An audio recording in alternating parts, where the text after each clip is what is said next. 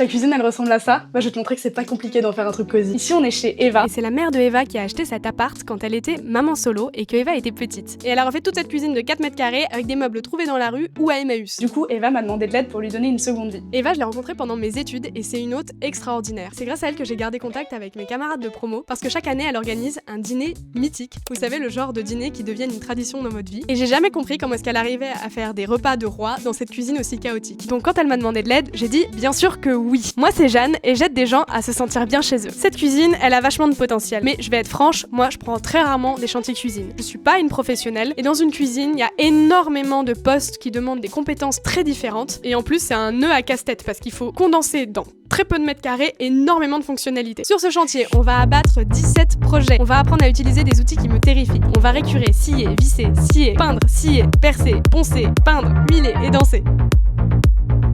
Et aujourd'hui, c'est le jour de la démolition. N'oublie pas le McDo. Et on est aidé par Léonard et Thomas, deux potes d'Eva qui, vous allez voir, sont surmotivés et beaucoup trop sympas. Il n'y a pas grand chose à garder dans cette cuisine. On a 4 plans de travail différents entre lesquels les miettes s'accumulent. L'évier en plastique est devenu collant avec le temps. En plus, il est dans un recoin pas pratique et il faut vachement se pencher pour faire la vaisselle. Le gros meuble haut empêche de se pencher sur le plan de travail, si bien que la mère de Eva avait imaginé ce système assez marrant avec une planche à découper. La graisse s'est accumulée parce qu'il n'y a jamais eu de hotte. Un dégât des eaux a créé des grosses fissures au plafond. La goulotte s'est décollée et le plan de travail est pourri sous le film plastique. Eva, elle est locataire de cet appart, mais sa mère nous a donné le feu vert pour tout refaire. On va tout virer, sauf l'électroménager, parce qu'on n'a pas un budget illimité et qu'il est encore hyper fonctionnel. Et aussi parce qu'aujourd'hui, l'électroménager, il tombe en panne dans 5 ans, alors que eux, ils ont pas bougé depuis 40 ans, donc on va les garder encore un peu. En fait, ça a arraché le placo. Ah putain, il va falloir qu'on achète du map. Du map. Casser des carreaux, c'est ma partie préférée de la démolition. Ça me rappelle tellement des bons souvenirs. Il y a tellement de graisse en dessous. Ouais, ça reste. Vas-y Thomas. Pchit, pchit, pchit. J'en mets partout. J'ai promis à Thomas qu'on allait mettre en valeur cette partie-là du travail. Je trouve ça injuste qu'on n'en parle pas. Voilà. Beaucoup frotter. Eva, elle s'occupe de là depuis tout à l'heure, elle en peut plus. On y est allé comme des bourrins, avec un dégraissant professionnel, et ça a complètement bouffé la graisse. Du coup, on a eu quand même quelques bonnes surprises. Ça part tout seul.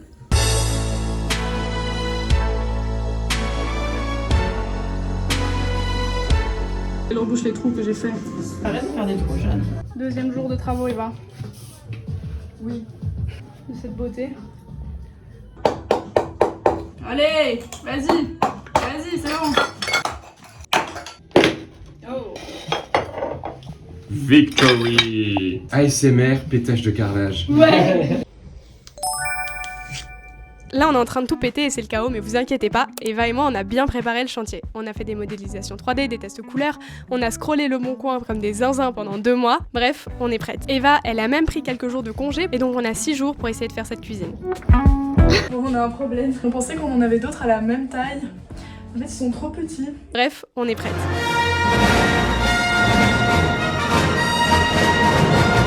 C'est ma faute.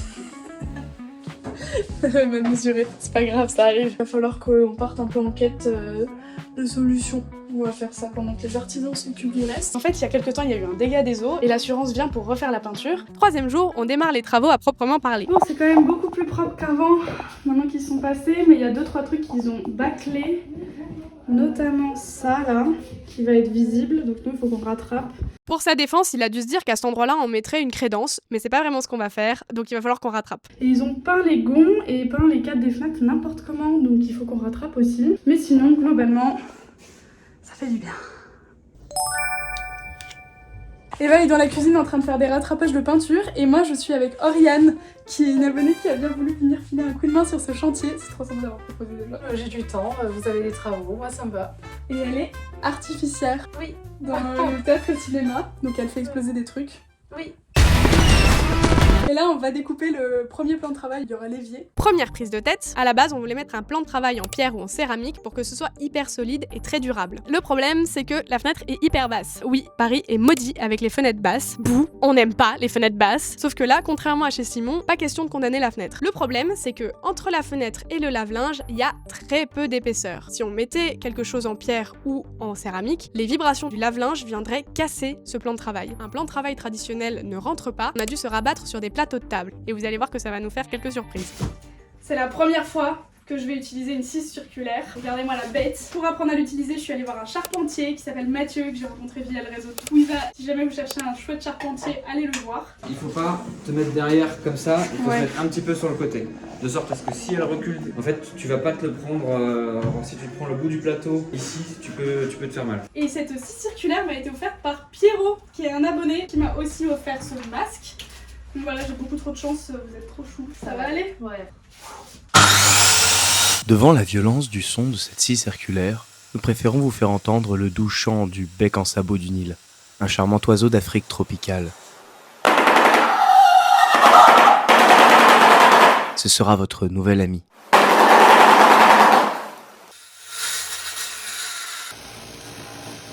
C'est notre table printanière. Oriane nous a fait la partie la plus dure. Qui est refaire tous les trous dans le meuble à l'identique, mais décalé de 3 cm. Avec des forêts qui n'ont pas la bonne taille. Ouais. Ça fait des jolis trous, non? Franchement, sa présence, elle était salutaire sur le chantier. Sur un chantier, il faut prendre en compte les temps de séchage. Donc on a terminé la journée avec une couche de peinture sur la fenêtre. Je vous parlerai de cette couleur tout à l'heure. C'est trop beau. Le 4e jour, on a fixé le plan de travail. À cause des canalisations, c'était un peu galère. Vis, vis, vis, un peu d'huile de coude. Trop bien. Wow. Hey. Et le meuble bas passait tout pile. On continue avec les meubles en installant ce meuble et sa hotte achetée d'occasion à 50 €. À cause de l'ancien conduit de cheminée ici, on a dû le découper énormément. I need your help. You need to kill me. Mais pas d'angoisse, la hotte passait tout pile, on avait bien anticipé les angles sur les modélisations 3D. Pour l'espace restant au-dessus du frigo, il restait 55 cm. À aller trouver un meuble de 55 cm, ça n'existe pas. Qu'à cela ne tienne, on va découper un meuble de 60 cm. Donc on va découper le haut, le bas et les 3 étagères pour qu'ils soient aux bonnes dimensions. Ce sera votre nouvel ami. Forcément, on a dû découper la porte, et donc sur la tranche découpée, on a posé un champ thermocollant blanc pour la finition.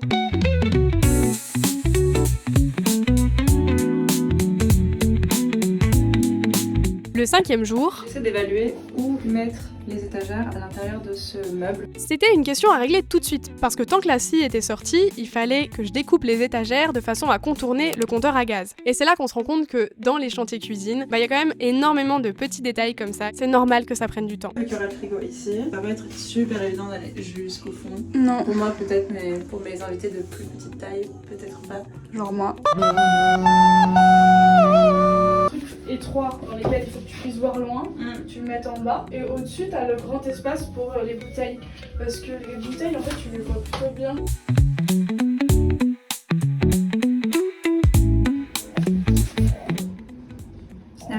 Tu peux toujours tourner la manivelle normalement.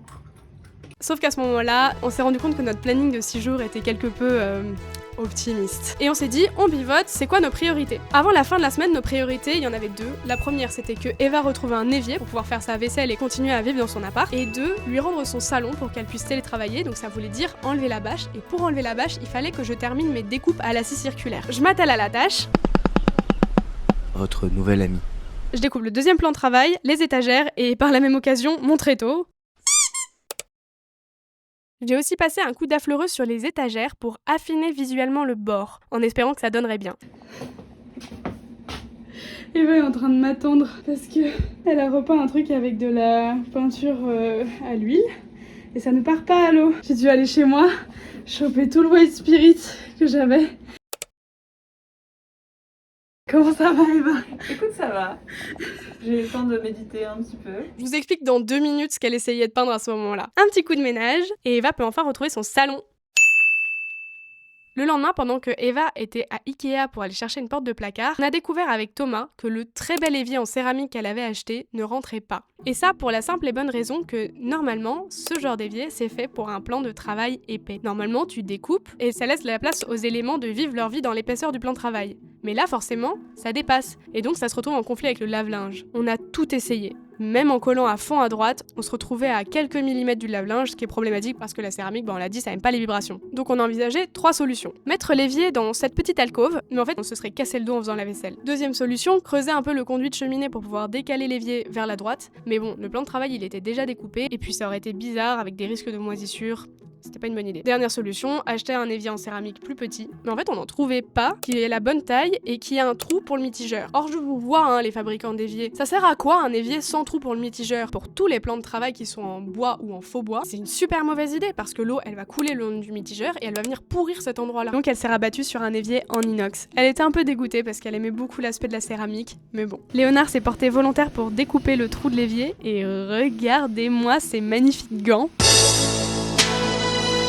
Avec les bruits de scie circulaire dans le salon et les bruits de scie sauteuse dans la cuisine. On s'est réfugié dans la cage d'escalier pour se protéger les oreilles. Une fois l'évier mis dans le trou, on utilise l'emporte-pièce que j'ai acheté sur le chantier de Simon. En fait, l'inox c'est très solide et c'est pas facile à découper, et la meilleure façon de faire un trou pour un mitigeur, c'est cet emporte-pièce qui coûte à peu près 17 €. Il était temps de huiler le plan de travail. Attends, Jeanne, tu vas huiler un plan de travail pour une cuisine? Pourquoi tu mets pas de vitrificateur? Alors, je vais prendre 5 minutes parce qu'il y a un paquet de conneries qui se disent sur ce sujet. Entre les labos de recherche qui ont décidé que le plastique c'était plus intéressant que le bois et du coup on a très peu de recherche sur le matériau du bois. Entre les fabricants et leurs secrets professionnels sur les produits. Entre les vendeurs de magasins de bricolage qui répètent des rumeurs et des youtubeurs qui font des cours parce qu'ils pensent qu'ils ont mieux compris de tout le monde. J'ai essayé de comprendre un petit peu et je vous explique le résultat de mes recherches. Si vous êtes chimiste du bois ou menuisier depuis 40 ans, dites-moi dans les commentaires si je fais des erreurs. Les autres, je compte sur vous pour...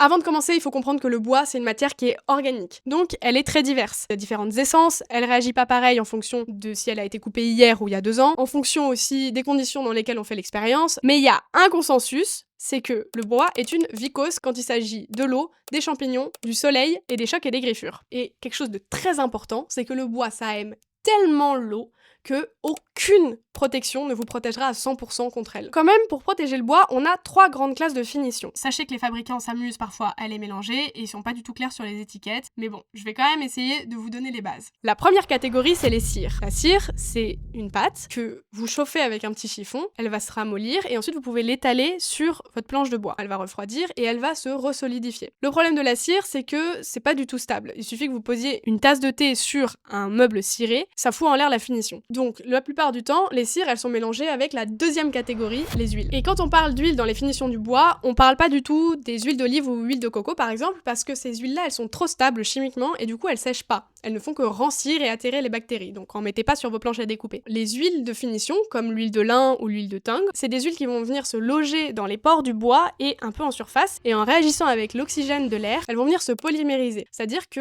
les molécules, elles vont venir s'accrocher ensemble, ça va créer un réseau de molécules qui va venir solidifier le bois en surface et qui va venir freiner la propagation de l'eau. J'insiste sur le mot freiner, parce que rappelez-vous, aucune protection ne vous protégera à 100% contre l'eau. C'est pour ça qu'il vaut mieux éviter de laisser une flaque d'eau sur du bois huilé. La polymérisation de l'huile, elle a 2 problèmes. Le premier, c'est qu'elle est hyper lente. Une huile de lin naturelle, pour sécher, elle peut prendre plusieurs mois. Donc, pour accélérer le processus, on met dedans des sels de métaux de transition, qu'on appelle aussi des cicatifs, et ça va venir accélérer le processus. Ce qui fait qu'avec les huiles cicatives, le temps de séchage, il peut prendre quelques jours à quelques heures. Le deuxième problème de cette réaction chimique, c'est que elle chauffe. C'est pour ça que il ne faut surtout pas laisser vos chiffons imbibés d'huile en boule dans un coin. Il faut les mettre bien à plat pour qu'ils sèchent, parce que sinon ils peuvent prendre feu. Les huiles aussi, elles viennent teinter le bois, cette couleur un peu jaune miel que moi j'adore, mais bon, il faut savoir qu'une huile, ça viendra changer la couleur de votre bois. Troisième catégorie, depuis la merveilleuse invention du pétrole, on a les vernis ou les vitrificateurs. Un vernis, contrairement à une huile, ça reste en surface, un peu comme une bâche plastique, qui va être un peu plus solide et un peu plus résistante à l'eau. Vous en avez des tonnes, à base d'eau, de solvants, monocomposants ou bicomposants, ça c'est les plus solides mais aussi les plus chers. Et le principal problème des vitrificateurs, c'est que quand ils commencent à s'abîmer, faut repartir de zéro. Faut tout poncer et tout réappliquer. Et c'est pas forcément la finition la plus facile à appliquer. Un truc à avoir en tête, et ça me coûte un peu de le dire, c'est que c'est pas parce que c'est pas fait avec du pétrole que c'est forcément mieux. En fait, dans les huiles, déjà, on en a parlé, il y a des métaux, mais aussi, parfois, il y a de l'essence de térébenthine. Et l'essence de térébenthine, c'est un neurotoxique. Donc faites hyper attention à l'emballage. Si on vous dit de porter un masque et d'aérer, portez un masque et aérez. Bref, vous l'avez compris, il y a aucune finition qui est parfaite. Faut prendre en compte la résistance à l'eau, aux griffures, la réparabilité et la composition. Eva, elle a choisi l'huile parce qu'elle aime bien l'aspect et puis ça la rassure de pouvoir repasser des couches d'huile si jamais il faut au fur et à mesure des années plutôt que de devoir tout reprendre comme un vitrificateur. En attendant, attendant, on est déjà au 6e jour et il faut qu'on fasse la plomberie. Il a fallu que j'improvise avec 2 systèmes d'évacuation différents, l'un de Leroy Merlin et l'autre de Ikea. Je comprends pas pourquoi ils étaient différents, mais bon. Et je crois qu'en tout, j'ai dû passer 4 heures à trouver quelque chose qui fonctionne, avec Léonard et Thomas qui m'aidaient et m'encourageaient comme ils pouvaient. How does it work? Ah, champion. Ah, ça fuit un peu là. Où ça? Là, ici là. Comment ça là? Non mais le seum. Cette fuite c'était même pas un truc qu'on pouvait réparer, c'était un défaut de fabrication donc il fallait retourner au magasin, débrancher le mitigeur, rebrancher le nouveau mitigeur. Bref, ça nous a mis un petit coup au moral parce que notre premier objectif est tombé à l'eau. Bah alors Jeanne, ça fait 6 heures que tu bosses. Faut penser à s'hydrater de temps en temps. Tiens, il me faut le sachet aussi. En fait, je les connaissais pas du tout à la base, c'est eux qui m'ont contacté. En fait, c'est des sachets en poudre qu'on met avec de l'eau et qui donnent du goût à l'eau.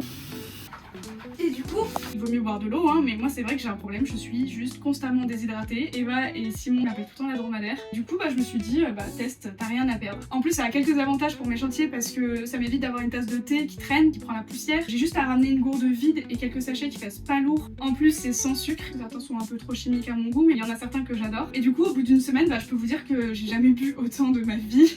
Ils m'ont envoyé le starter pack dans lequel il y a 4 gammes. Non seulement l'eau, il n'y a plus le goût d'eau. Donc c'est cool. Et deuxièmement, vous voyez cette gourde hyper flashy. En fait, je la vois tout le temps et du coup, ça me rappelle tout le temps d'être hydratée. Si ça vous intéresse, du coup, il y a le code Apartator qui vous donne 10% de réduction. Moi, je touche une commission dessus, donc ça soutient la chaîne. Et puis, vous me direz si ça vous plaît ou pas.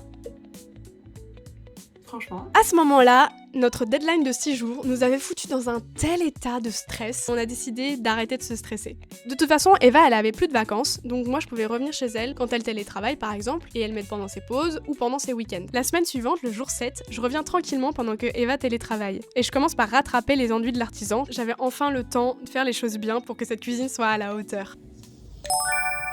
Par contre, prendre son temps veut pas dire qu'on se prend pas la tête. Bon, faut que je démonte tout ça parce que la porte qu'on a achetée est plus grande que le placard, ce qui est fait exprès pour que ça s'aligne avec l'autre placard, mais du coup les charnières ne peuvent pas rentrer ici, ça c'est trop haut, donc il faut que je descende tout le placard, donc il faut que je démonte et que je le reperce et tout, donc voilà, ça nous fait perdre du temps mais c'est pas très grave.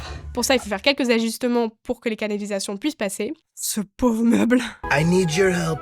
You need to kill me. Tu veux utiliser le maillet, t'as envie de l'utiliser?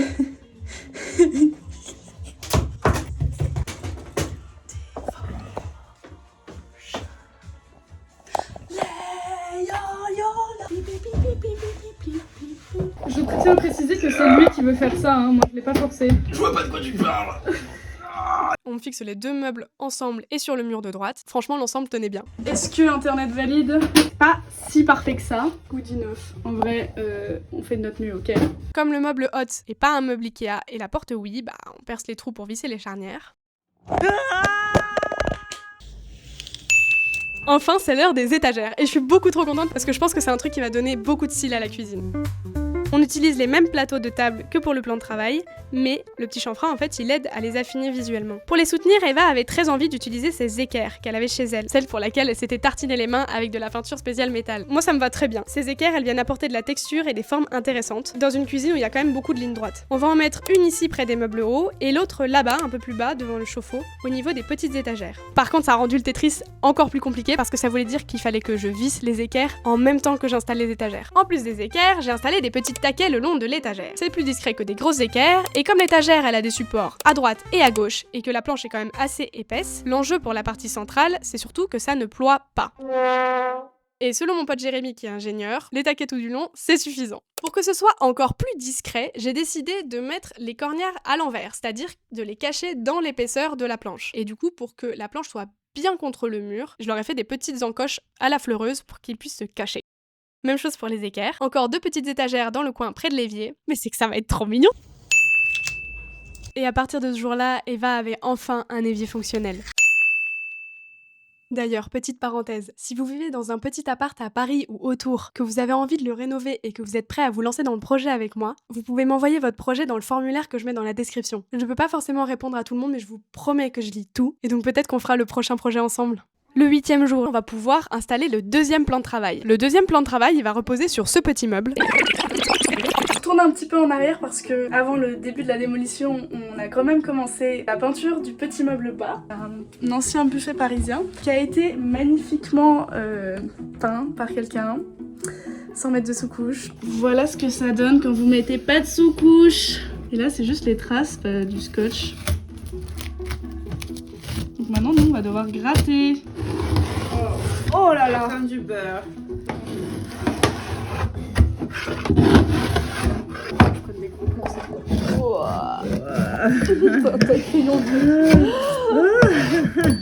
On a poncé tout le meuble grâce à ma nouvelle ponceuse orbitale.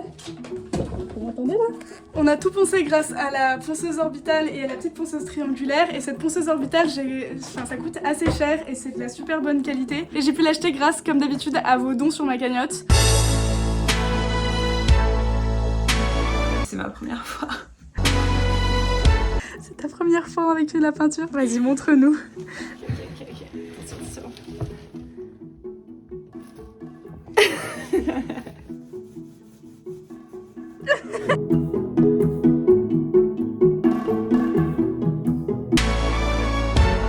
Voilà la peinture avec laquelle Eva me tanne depuis 2 semaines. La teinte Breakfast Room Green, numéro 81 de Farrow & Ball. Cette couleur, c'est celle qu'on a mise sur la fenêtre, et Eva en était obsédée. Pourtant, on a tenté un tas d'autres options, notamment parce que c'est pas forcément facile de trouver des choses qui vont avec ce carrelage un peu rosé. Mais rien à faire, Eva revenait tout le temps à cette couleur. Comme c'est beau.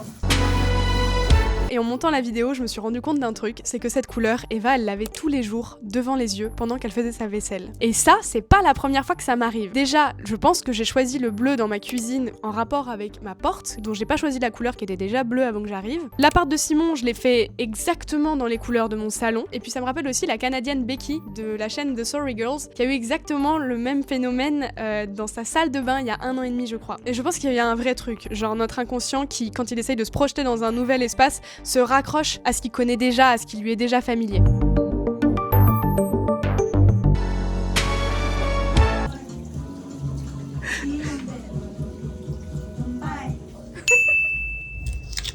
Avant de fixer le plan de travail à l'autre, on va faire un truc très important. On va tailler une encoche pour pouvoir glisser nos hanches, pour pouvoir être bien face à l'évier quand on fait la vaisselle. C'est peut-être un détail pour vous, mais pour moi ça veut dire beaucoup. Ça éviterait à Eva de se casser le dos à chaque fois. Doum doum. Doum, doum, doum. On en profite que la scie soit sortie pour couper une chute de bois qui nous servira à faire des séparateurs dans les tiroirs. Ensuite, Eva perce le meuble pour pouvoir fixer le plan de travail par en dessous. Perce, perce, perce. La France se demande pourquoi j'ai toujours des vis à l'envers à faire. Le fait de passer la fleureuse sur un super long bout de bois comme ça, en courbure, c'était juste trop kiffant à faire. Jour 9. Comme on n'a pas de carreaux entiers, on a découpé des morceaux de carreaux et du coup on va faire un puzzle. De toute façon il n'y avait pas les mêmes dans le commerce. Ça nous évite d'avoir à refaire tout le sol, ça nous évite une semaine de travaux de plus et des milliers d'euros en plus. Du coup on est contente. On va commencer par foutre plein de colle là. Ça va. En gros on n'a pas un temps infini, le temps qu'elle sèche quoi.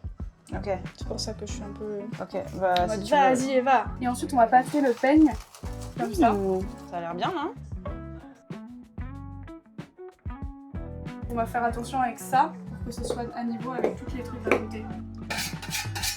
En tout cas, Eva était autonome pour le 2e carreau. Je sais pas si vous avez remarqué la confiance qu'elle a pris sur ce chantier, mais c'est un kiff. Alors aujourd'hui, on va installer un peu l'équivalent d'une crédence, mais avec des plaintes en bois, en chêne comme ça, massif, qu'on a découpé à mesure avec des angles à 45 degrés comme ça avec une scie, et on les a huilés.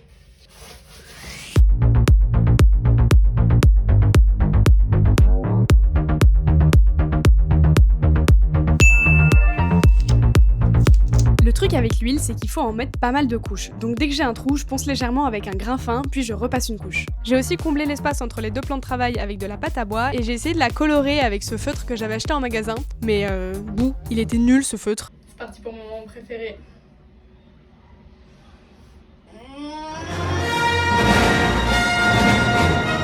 Pour les finitions, j'utilise de l'acrylique blanche pour la jonction avec le mur, et de l'acrylique couleur parquet pour la jonction entre le plan de travail et la plinthe.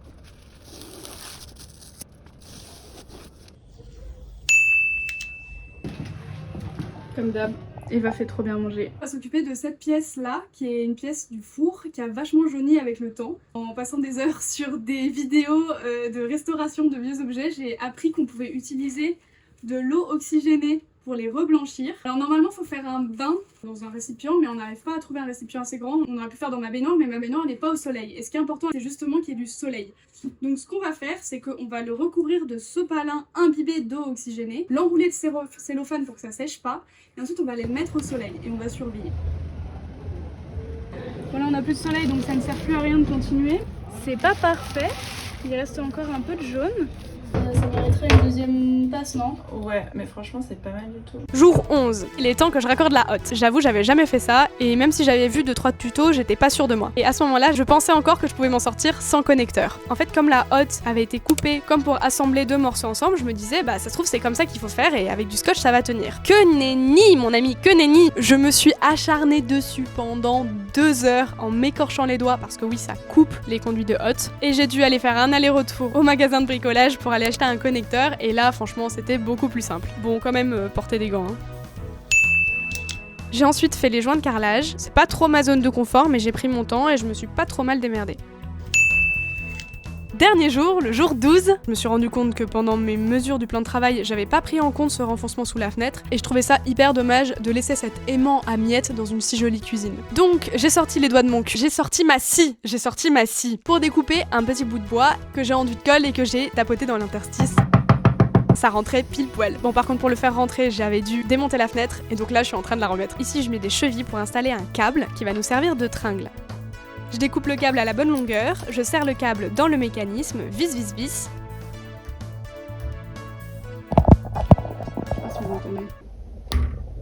Alors, il y a Jeanne qui installe le rideau. Oui, parce qu'on n'allait quand même pas laisser ça comme ça, c'est moche. Du coup, on installe un petit rideau. Eva a trouvé ce très beau tissu chez un commerçant du coin, elle l'a coupé sur mesure et elle a cousu elle-même les ourlets et la bande de fronçage. D'ailleurs, c'est elle aussi qui avait cousu les rideaux chez Karen. Comme vous voyez là, on en a mis pas mal des petits crochets qui tiennent du coup sur le câble que j'avais installé. Mais quand même ça baille, et du coup ce que je fais c'est que j'en rajoute pour que ça baille plus, comme ça. Eva, tu peux nous dire pourquoi tu l'aimes autant? Écoute, je sais pas. Ça me parle. J'ai l'impression qu'ils sont dans une station spatiale, tu sais. J'ai l'impression qu'on les a jetés en l'air et ils sont restés en l'air comme ça. Oh là là. T'as envie qu'on documente un peu les choses pratiques? C'est ça, exactement. Comme ce rouleau à sopalin que j'ai trouvé pour 50 centimes à la ressourcerie. Tintin. Là, on a mis une sorte de caddie. En bas, du coup, il y a une étagère où elle a mis des caisses dans lesquelles elle met tous ses produits ménagers. Là, il y a un porte-couvercle. Voilà, donc c'est assez fonctionnel. L'appart de Eva, il est bourré de petits bibelots, les siens ou ceux de sa mère, qui donnent énormément de personnalité à son appart, et du coup, on est allé faire notre shopping dans les autres pièces pour décorer la cuisine.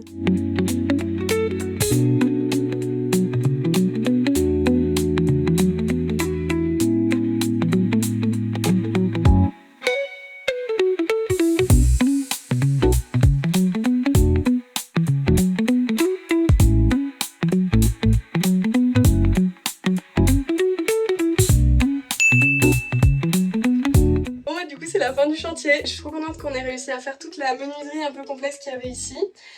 Notamment ce petit débord qui fait qu'on peut glisser ses hanches pour faire la vaisselle, parce que franchement ça c'est un truc qui posait un gros problème avant. On a réussi à s'inspirer du reste de l'appartement. On a bougé plein d'objets qu'on avait déjà en fait dans cet espace, donc on n'a pas eu à acheter beaucoup de décoration en soi.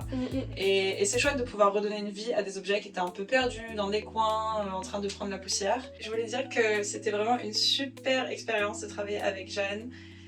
Non seulement on a un magnifique rendu, mais aussi j'ai appris énormément. Faire la peinture correctement, couper du bois correctement, bien mesurer et remesurer, c'est des compétences que je vais garder à vie.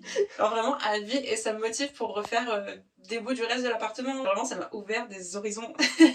Pendant tout le début du chantier, Eva elle était complètement stressée par ce qui se passait, genre il y avait trop de décisions, trop d'enjeux et tout. C'est complètement compréhensible, enfin je veux dire les travaux c'est hyper intimidant, et je trouve qu'au fur et à mesure t'as beaucoup pris confiance dans le fait que bon bah ça n'allait pas forcément marcher du premier coup, mais c'est pas grave, ça va aller, on va trouver des solutions, et c'était trop chouette à voir. Quand j'étais cassée en deux et que j'arrivais plus à prendre des décisions, Jeanne se pose, réfléchit, bibote à chaque fois et ça m'a vraiment mis super en confiance. Et d'avoir les amis qui ont aidé sur le chantier, c'était...